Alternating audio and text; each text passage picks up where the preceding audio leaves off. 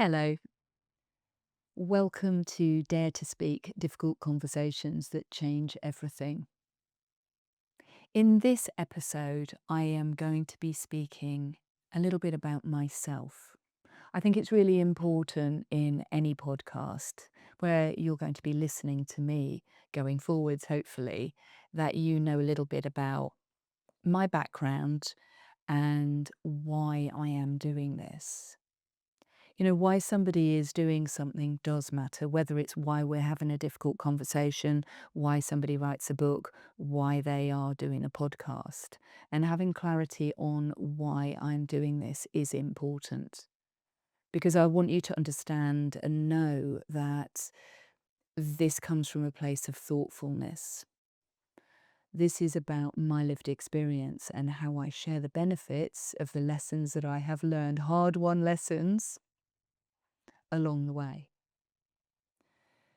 I heard once a really interesting thing that says that we should speak from the scar, not the wound.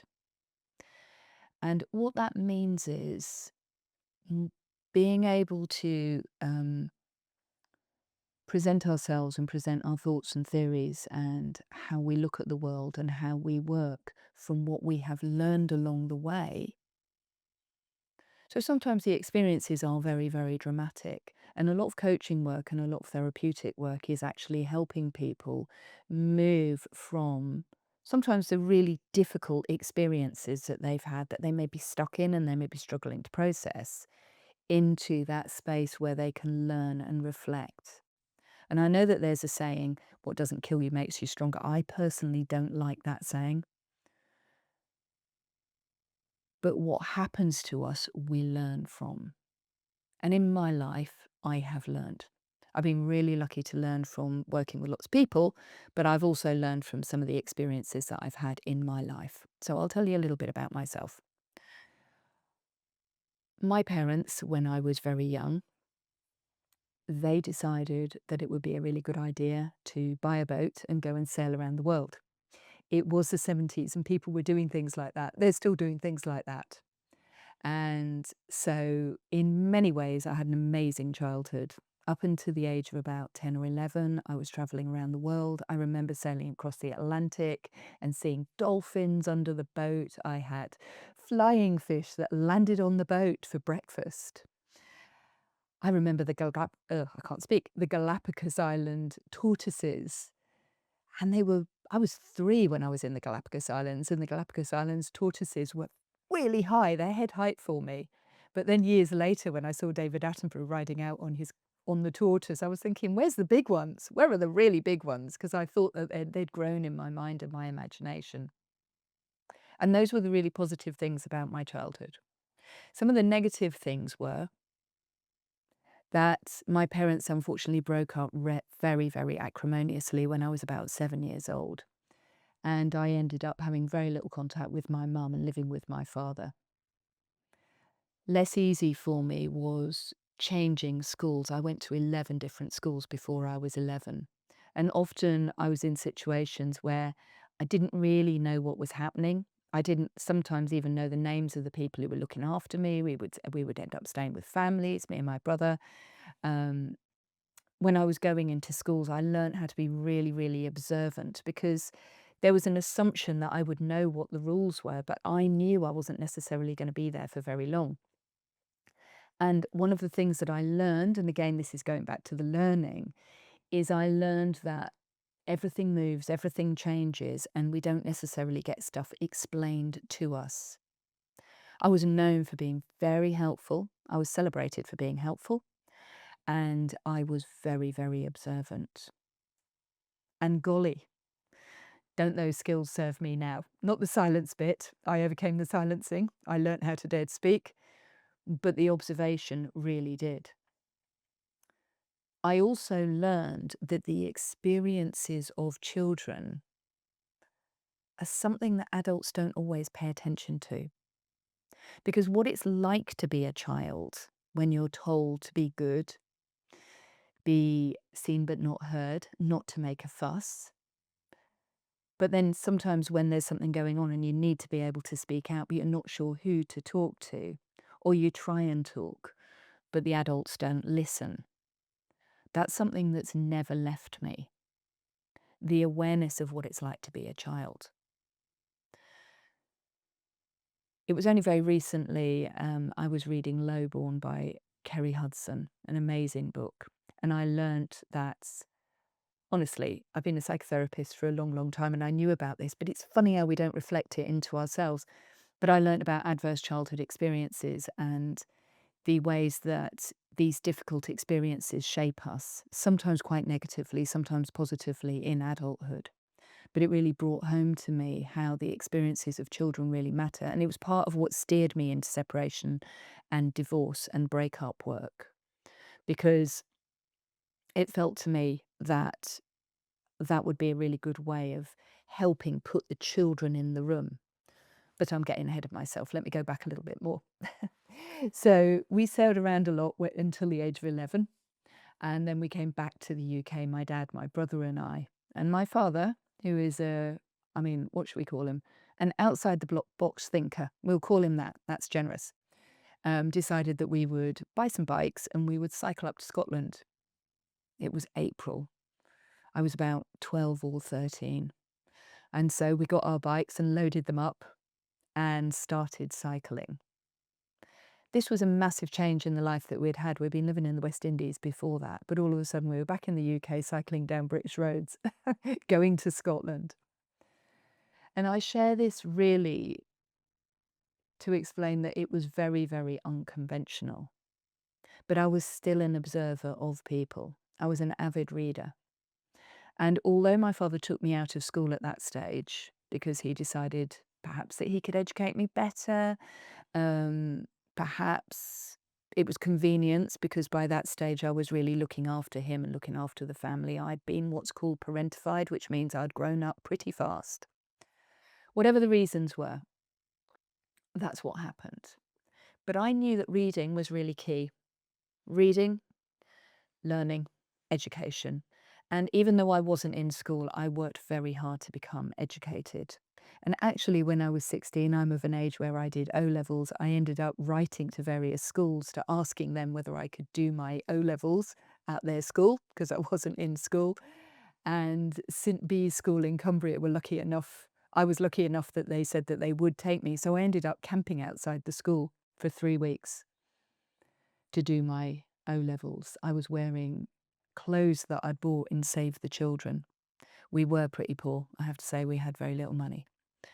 And I remember looking at the children all queuing up for their exams, and I wasn't part of them. I was different. They didn't know who I was, and I didn't know who any of them were, and I was definitely an outsider. But again, I was still observing, I was still looking, and I noticed something really interesting, and it stuck with me actually all the way through my career. I noticed that they were saying things like, "Oh, I'm gonna forget everything. Oh, I'm gonna do really badly in this exam. Oh God, I hope I don't fail. Oh, I'm gonna faint. Oh, I've not got my stuff." And I could hear them talking to themselves. And although I'd spent a lot of time with adults growing up, I hadn't actually spent a lot of time with children because I didn't go to school. And the schools that I did go to, because I kept coming and going, I didn't I didn't really spend a lot of time with children, weirdly enough.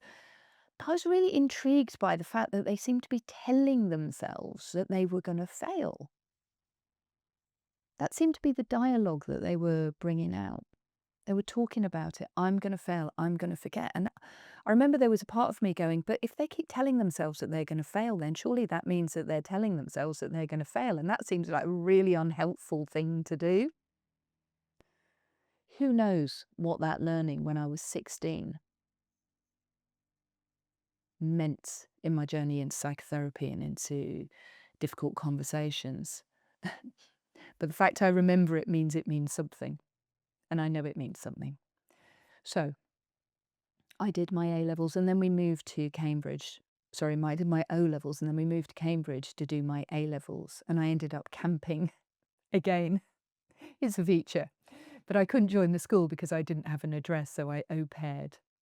And I went to school and I did my A levels. And oh my goodness, as a person who had very, very little education whatsoever, and what I had was genuinely me going to the library and using Encyclopedia Britannica, which is what we used before Google.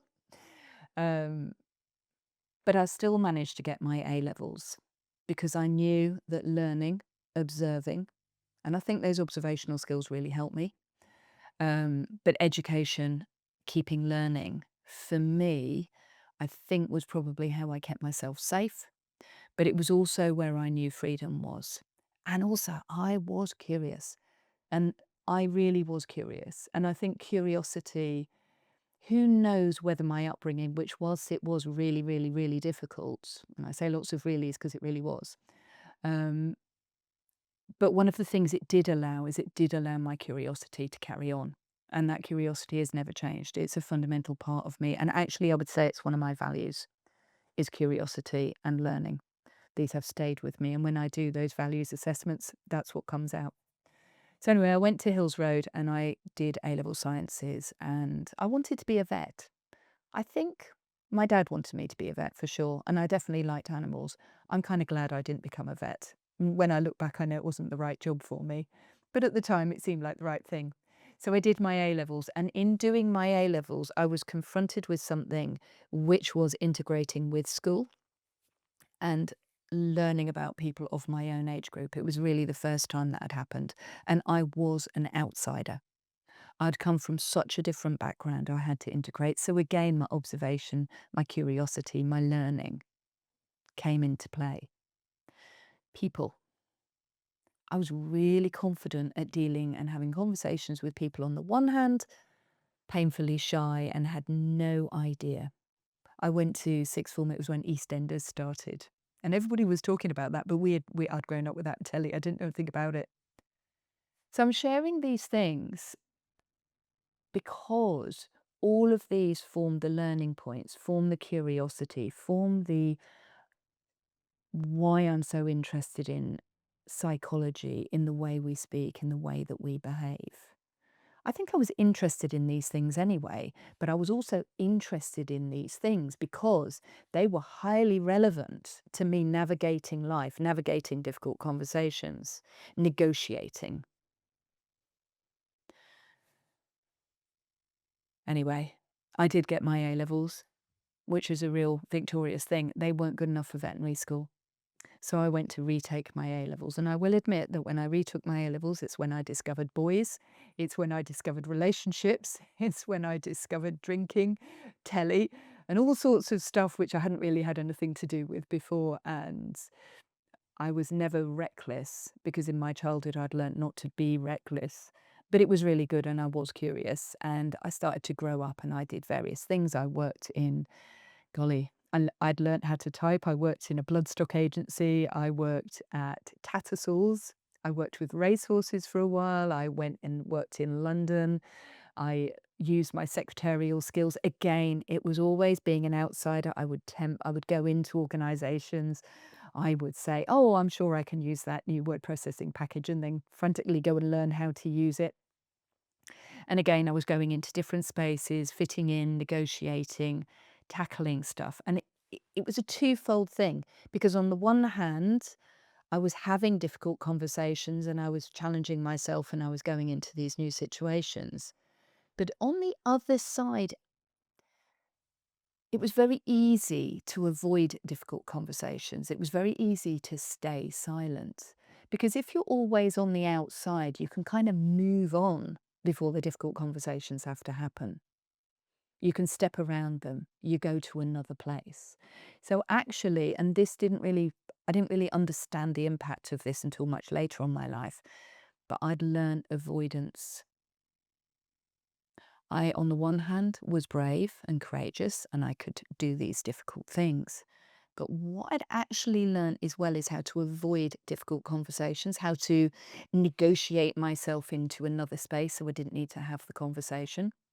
And what I didn't realize at the time, but I did realize over time, was that I was also not being able to connect fully with people. I knew a lot about them and I knew a lot of observation, but that outsider side of me was carrying on. And this is what I learned when I was writing my book and have learned over the years, that although we avoid difficult conversations because we're afraid of conflict and we're afraid of that it might blow things up and make things worse, in avoiding difficult conversations, we are reducing our ability to connect with other people. So silence comes at a cost. When we are not having a difficult conversation, usually a difficult conversation is about something where my map of the world, what I'm looking at, what I'm seeing is one thing, and what the other person is seeing or experiencing is something else. If I'm worried about talking about what I'm thinking and feeling because I'm concerned that the other person's going to disagree or get angry or be disappointed or get annoyed, and I avoid the conversation, then what happens is that I never find out how they are thinking. Because I'd become so good at being able to work out other people that I'd missed that part of working out other people is talking to them and finding out what they really think and feel. And that's a really crucial part of connection. Because while I'm sitting on this side using fantastic guessing skills, which I think I had, I'm not actually connecting. Because the way we connect with other people is through understanding how they are seeing the world. And an example that I use is our eyes. We have two eyes, and I can see with this eye and I can see with this eye. But it is only when I have both eyes together that I get depth perception. I can see another person and I can guess and I can speculate in my mind and in my internal dialogue what they might be thinking and feeling. And I can be really good at it, you know, and I was and I am and I have been very good at it. But the only way that I'm going to get perspective is by being able to join my thoughts and my feelings with their thoughts and their feelings, even if their thoughts and their feelings are disagreeable to me. By knowing what their internal map of the world is, by being willing to share my own, by daring to speak. And that's why I call it dare to speak, because it is an act of daring. Yeah, it really is. I am going to share how I feel with you, and you are going to be asked to share how you feel with me. And in doing that, we're going to be able to have perspective. We're going to be able to look at it from my point of view and from your point of view. And that's what a difficult conversation is. A difficult conversation is more than the great and wonderful observational skills that I developed in my childhood. It's about the way we connect. And of course, the way that one person sees it may be very different from the way I see it. And there may be this feeling that we got to fight and we got to have conflict over the different ways that we see it. Or we can say, golly, isn't it interesting how differently we look at the world? And that's diversity. And that's perspective.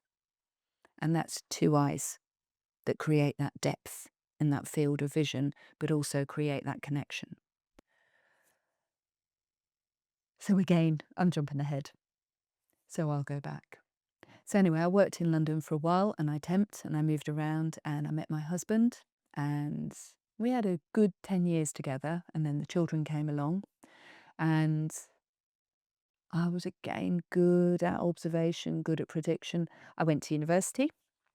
I went to study politics, but philosophy got me and I discovered philosophy of language and philosophy of mind. And it fitted so well with my natural curiosity about people.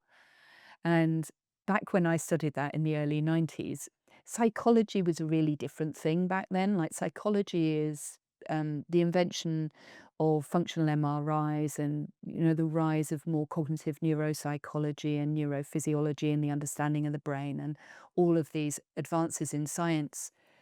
When I was studying philosophy, I was studying philosophy of mind, but really I was studying cognition and psychology. all of those have advanced over the 35 years since I first studied. And I've been immersed in it all of that time. So I studied philosophy. Then I went and carried on working as a secretary. I did a master's in philosophy, looking at cause and effect. And again, looking at how the mind works and how causal processes happen. Because again, it goes back to psychology and behavioral dynamics. This causes that, which leads to that. And I still needed to do some more. And then by chance, literally a chance meeting with somebody who said, "Oh, why don't you come? I'm going to be studying hypnotherapy." And I thought, "Oh, hypnosis, that sounds weird. I definitely want to have a look at that." And so I went and I studied hypnotherapy. And then that took me down to qualify as a psychotherapist and start practicing as a psychotherapist. And by then, my son was born in the um, near the millennium. And my career as a psychotherapist really took off. Hypnosis, psychotherapy. But I thought I need to go back and study psychology. So I did. So I acquired another degree. So look at me with my no schooling, and now I've got two degrees and a master's. Because that desire to keep learning. I think part of that desire to keep learning was imposter syndrome of thinking that I'm not good enough, so I've got to keep learning. But also part of really what kept me learning was curiosity. I wanted to understand. Then my husband asked for a divorce. And I'm really grateful. Really, I'm grateful to him for that now. But at the time, I wasn't. And what that process was of going through separation and divorce taught me was I had been silent. My curiosity, my knowledge of other people, my ability to predict behavior, all of these things, but I had that disconnected moment. And it was that process of going through separation and divorce, representing myself all the way through, managing my children, managing myself, that really taught me that difficult conversations are about connection. They're about connecting with people. They're about disagreeing. Compromise is not about surrender and silence. Compromise is a discussion. Compromise is collaboration, appreciation, gratitude, empathy, compassion, knowing the other person is in front of you, knowing that you do not agree with how they voted on Brexit, or how they feel about whether or not the kids should be looking at the iPad, or how they feel about a certain issue. But the connection comes through the difficult conversation, comes through the compromise, comes from the recognition that we are not all the same, but our voices matter. And speaking is not just waiting for your turn to say something. Speaking is about listening, even when we're hearing things we don't want to hear. Speaking is about an ongoing process of communication. It's not a one-hit wonder. It's a series of interactions that builds connection and build relationships. So I'm going to stop now. This has been a longer episode, but I hope it's helped you understand where I come from. Some of this will get repeated over time, but why this matters and why Dare to Speak, difficult conversations that can change everything, is not a moment where I had a spare of like, oh, let's do this. This is a lifelong mission to share what I've learned, which is being a good talker is great. Being a good observer is wonderful. Having a wonderful understanding of other people is marvelous. But it's when we dare to speak, when we dare to listen, that's where the magic happens. So thank you so much for joining. Thank you for listening to this longer episode. Please do share. Please do like. Please do reach out to me on my website at www.evestanway.co.uk. All the details are in the show notes. And let me know what you think. Remember, this is a conversation. This is not me talking at you. This is a conversation, and this is an invitation to have that conversation. Take care, and I look forward to seeing you next time.